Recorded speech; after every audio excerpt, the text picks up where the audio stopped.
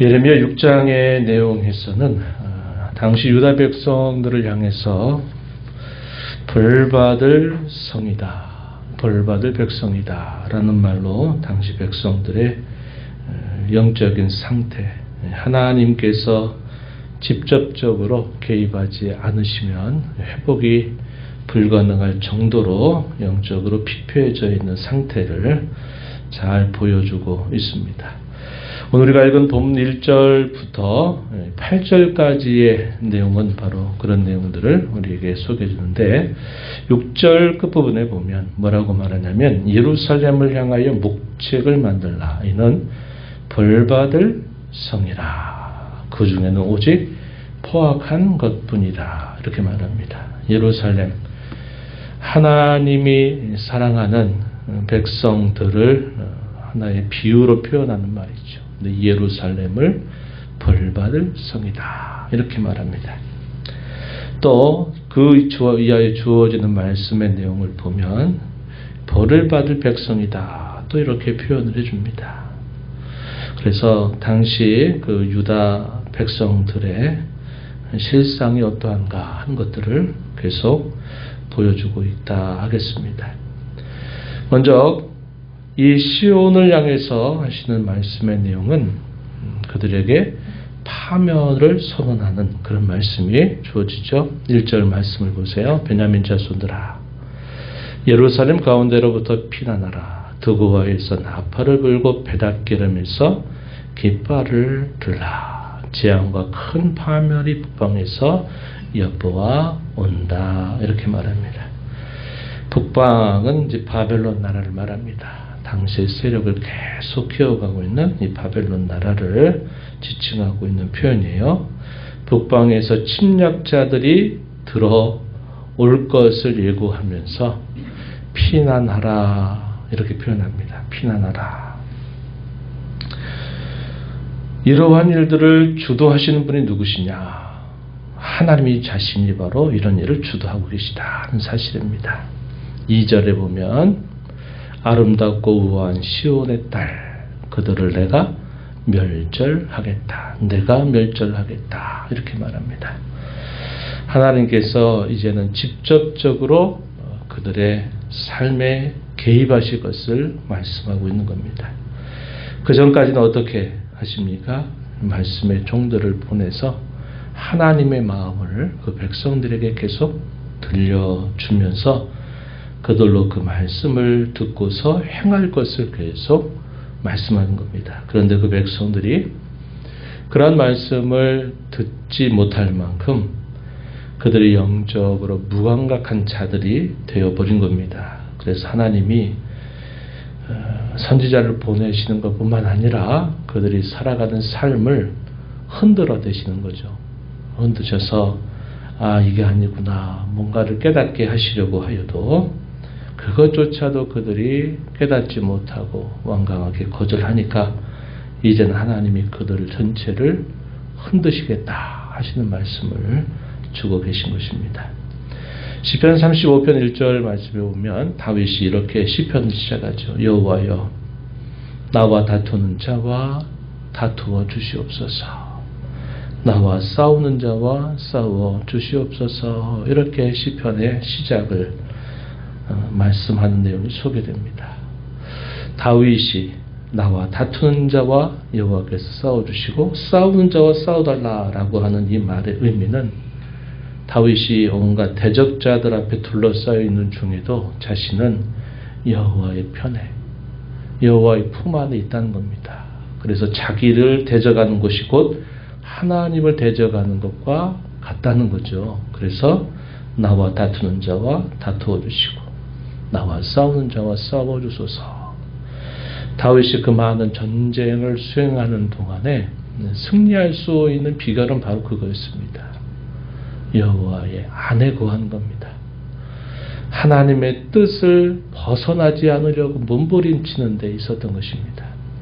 그러니까 그가 나가서 싸우는 싸움은 대적들이 볼 때는 다윗과 그의 군사들이 너무나 강력하게 보일지 모르지만, 그러나 실상은 하나님이 그 전쟁에 앞서서 행하시는 일 때문에 그 전쟁이 패하지 않았던 것입니다. 그런데 오늘 우리가 있는 본문의 내용은 상황이 반대입니다. 내가 너희와 다투는 자가 되겠다. 내가 너희와 싸우는 자가 되겠다. 내가 너희에게 대적자 노릇하겠다. 라고 하나님이 말씀하시는 겁니다.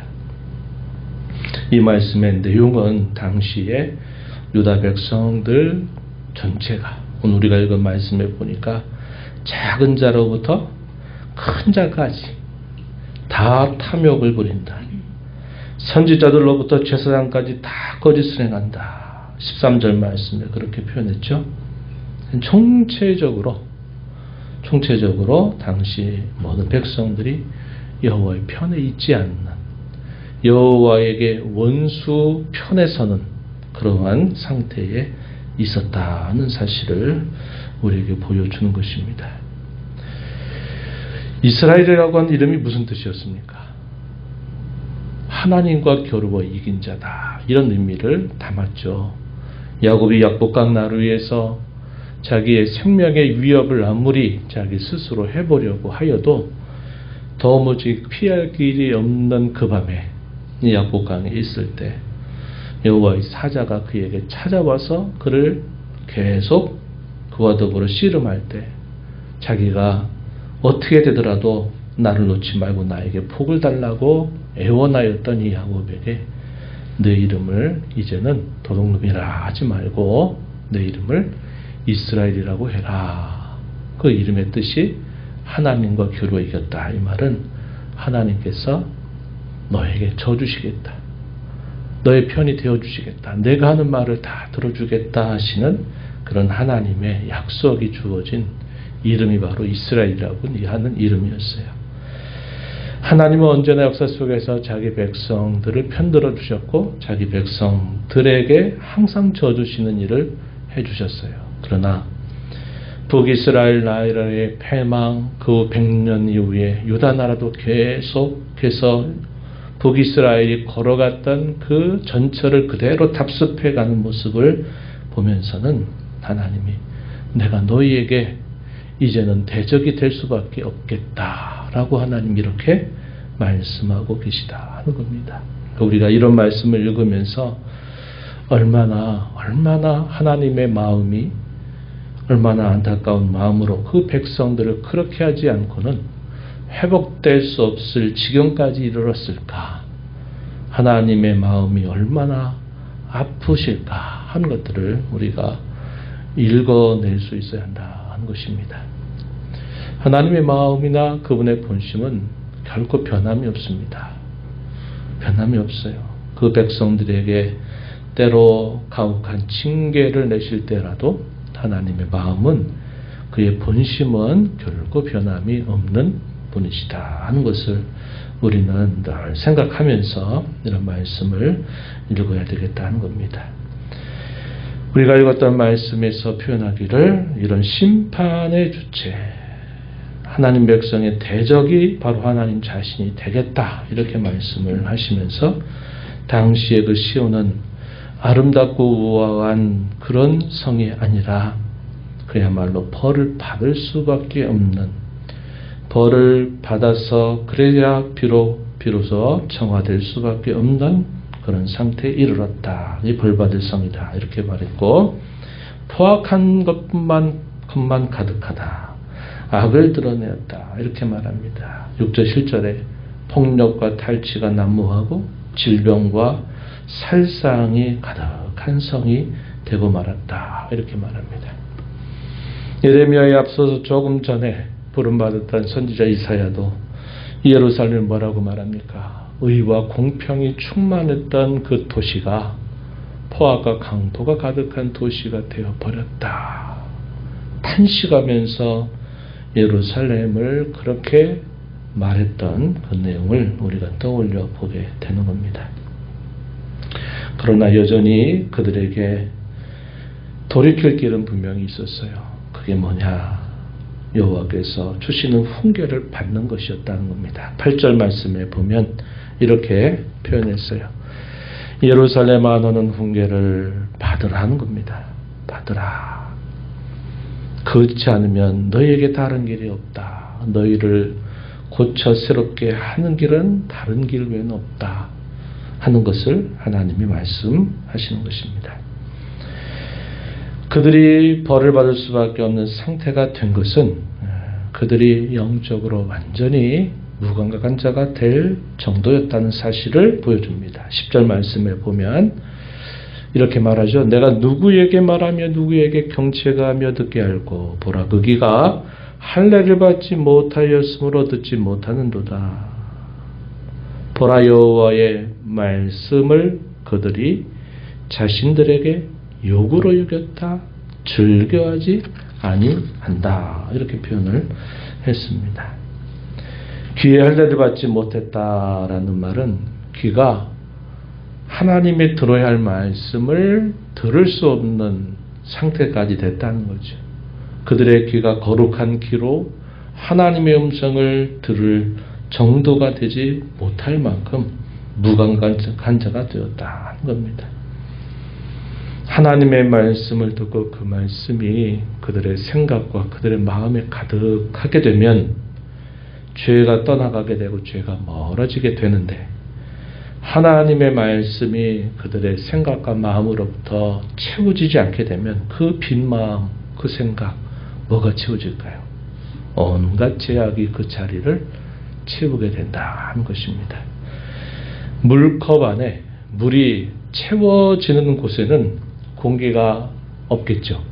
그러나 물컵에 그 물이 비워지는 만큼 그 비워진 자리는 공기가 그 자리를 차지하는 것과 똑같습니다. 하나님의 말씀과 그의 성령으로 충만하지 않으면 그의 생각과 마음이 결국 죄된 것들로 의해서 채워지게 되면서 그의 생각하는 것이나 그의 마음의 생각이 결국 항상 다 죄로 기울어지게 된다는 것은 당연한 이치가 되는 것이죠. 15절 말씀에서 뭐라고까지 표현하느냐, 얼마나 무감각한 자가 되었는지 15절 말씀에서는 이렇게 표현했어요. 그들이 가증한 일을 행할 때 부끄러워하였느냐? 아니라 조금도 부끄러워하지 않을 뿐 아니라 얼굴도 붉어지지 않았느니라. 이렇게 표현했습니다. 하나님이 사람에게 수치심을 주고 부끄러움을 주시는 것은 하나의 벌처럼 보이지만 그것은 하나님이 더 이상 그들로 하여금 타락하지 않게 하시려고 하는 하나의 은혜로운 장치입니다.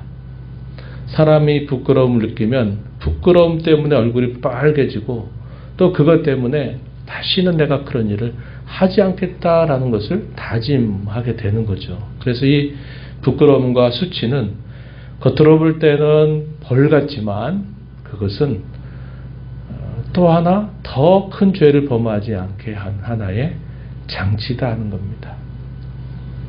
우리가 잘 아는 바 첫사람 아담과 하와가 에덴 동산에 있을 때 하나님이 금하신 그 명령을 어기게 됐을 때 그들이 가장 먼저 나타났던 반응이 뭐였습니까? 자기들이 벌거벗었던 것이 부끄러움을 느끼기 시작하죠. 그래서 그전에는 아무렇지도 않았는데 무화과 나무 잎을 뜯어가지고 자기들의 그 벌거벗음을 수치스럽게 여기고 가리기 시작한 겁니다. 그래서 그런 변화가 생겨난 거죠. 그런 수치심과 부끄러움이 생기면 어떻게 해야 될까요? 하나님 앞에 나와서 그 수치스러움과 부끄러움을 벗겨내야 되는데 이 사람들은 그렇지 않다는 겁니다. 영적으로 무감각한 자가 되니까 듣지 못하고 아픔이 와도 그걸 아픈 줄도 알지 못하고 부끄러움은 전혀 느끼지 못하는 그런 상태가 되어버렸다. 이렇게 가르쳐 줍니다. 13절에서는 가장 작은 자로부터 큰 자까지 탐욕을 부리고 선지자로부터 제사장까지 다 거짓을 행한다. 이 말은 아까 말씀드렸듯이 온 백성들의 영적인 상태 또 그들의 삶의 모습이 탐욕과 거짓으로 가득 차 있다는 사실을 보여줍니다. 선지자들은 무슨 말합니까? 14절에 보니까 평강하다 평강하다. 하나님이 우리에게 평안을 주신다, 문제없다, 우리를 사랑하신다, 우리와 함께 하신다, 이런 이야기만 계속 사탕발림처럼 들려주는 겁니다. 권력과 권세에 아첨하는 그런 종들이 되었습니다. 거짓 선지자들이 난무합니다. 그래서 사람 듣기 좋은 말, 또 권력자들에게 아첨하는 말만 계속 해대고 있는 겁니다. 그러니 그런 말들은 귀에 쏙쏙 들어오고 지금이 하나님의 심판이 지금 다가오고 있다. 여호와의 훈계를 받아라 하는 말씀은 하나도 그들의 귀에 들리지가 않는 상태가 되어버린 겁니다. 하나님께서는 하나의 비유를 통해서 그들로 하여금 여전히 돌이킬 길을 계속 촉구하고 있어요. 그게 뭐냐면 길이라고 하는 비유를 통해서 말씀하십니다. 8장 16절 말씀 참 중요한 구절인데요. 한번 보세요. 너희는 길에서 써보며 옛적 길고 선한 길이 어디인지 알아보고 그리로 가라. 너희의 심령이 평강을 얻으리라. 거짓 선지자들은 괜찮다 평강하다 말하지만 진정한 평강의 길은 옛적 길을 찾아서 어딘가를 알아보고 그리로 가는데 진정한 평강이 있다. 이렇게 말씀을 하는 겁니다. 이 옛적 길이 뭘까요? 익숙한 길이라는 거죠. 옛날부터 있었던 길이라는 겁니다. 그 길이 선한 길이래요. 예레미야서를 보게 되면 뒤로 가서 보면 어떤 표현이냐면 곁길이라고 하는 말이 나와요. 곁길. 곁길이 뭡니까? 큰 길이 있는데 뭔가 그 큰 길이 아닌 다른 사이길로 빠지는 겁니다. 그걸 말하는 거예요. 이 옛적 길, 이 선한 길을 또 뭐라고 예레미야 선지자가 말하느냐면 이걸 대로라고 말합니다. 대로. 대로가 무슨 뜻입니까? 큰 길이다 이 말이에요. 큰 길. 누구나 다 어떤 목적지를 갈 때 누구나 다 그 길로 가야지. 그 길로 가야 확실하게 거기 가는 거야. 누구나 다 알고 있는 길, 누구나 다 그 길을 제대로 가리려면 그 길로 가야 되는 길, 대로, 큰 길, 옛적 길, 예전부터 우리에게 놓여져 있는 길, 그것이 선한 길이고 그 길은 곁길과 다르다. 이렇게 비유라는 이 길이라고 하는 비유를 통해서 당시 백성들이 어디로 가야 되는가를 이야기해 주는 겁니다. 그 길로 행하라고 이야기해 주는 거예요. 그 길이 어떤 길일까요? 모세를 통해서 하나님이 자기 백성들에게 주신 율례와 법대와 규례를 그들이 살펴서 그 길로 가는 길이 바로 옛적 길이다 하는 것입니다. 뭔가 새로운 길을 찾아가는 게 아니에요. 하나님의 백성들은 모든 시대를 산다 하더라도 어떤 시대를 산다 하더라도 하나님 백성들이 가는 길은 내가 뭔가 새로운 길을 개척해서 가는 길 아닙니다. 내가 만들고 찾아가는 길은 다 곁길로 가는 길이고 다 죄로 치우치는 길에 갑니다. 우리가 가야 할 길은 하나님께서 예전부터 우리에게 주신 선명한 하나님 말씀의 길을 따라 가는 옛적 길을 회복해서 가는 길에 있다 하는 사실을 우리가 알게 되는 것입니다.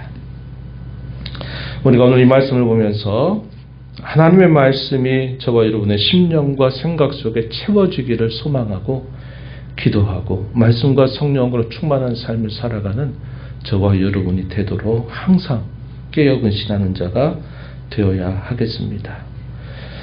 예레미야는 선지자를 뭐라고 표현하게 됐느냐? 파수꾼이라고도 이야기했습니다. 파수꾼이 뭐하는 사람입니까? 남들이 보지 못해요. 남들은 자고 있을 때 눈을 부릅뜨고 지켜보면서 어떤 위험과 경계가 지금 다가오고 있는가를 먼저 보고 그 사실을 알리는 사람이 바로 파수꾼입니다. 저와 여러분이 이 시대에도 영적인 파수꾼이 되도록 깨어 있어야 합니다. 그래서 세상 사람들은 보지 못하고 또 많은 사람들이 자신들에게 장래에 닥칠 일을 보지 못할 때 우리는 그것을 미리 바라보고 준비하고 또 그것을 알리는 자로서 살아가야 되겠다 하는 것입니다. 이러한 내용들을 기억하면서 기도하고 또 이 하루 남은 삶 그렇게 살아가는 저와 여러분 모두가 되기를 진심으로 바랍니다.